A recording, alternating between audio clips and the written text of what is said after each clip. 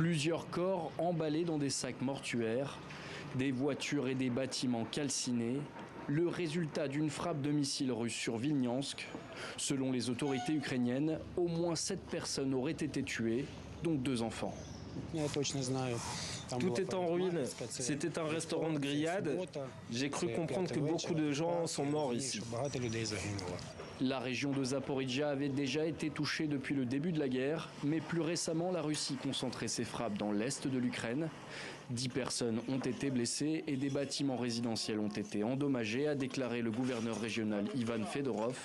Ce commerçant est encore sous le choc.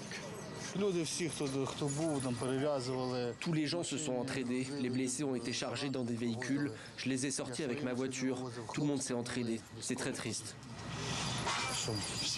L'attaque intervient au lendemain d'une autre frappe mortelle sur la ville de Dnipro, au nord de Zaporijjia.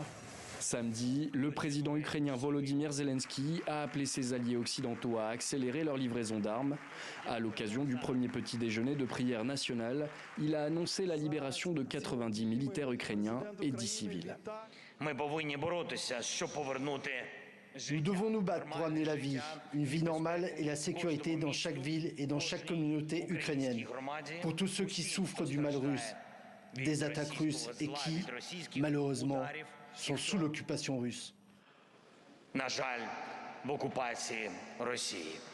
En février 2024, un rapport du Haut-Commissariat des Nations Unies aux droits de l'homme a fait état de plus de 30 000 victimes civiles vérifiées en Ukraine, dont 10 300 tués depuis le début de l'invasion, précisant que les chiffres réels pourraient être plus élevés.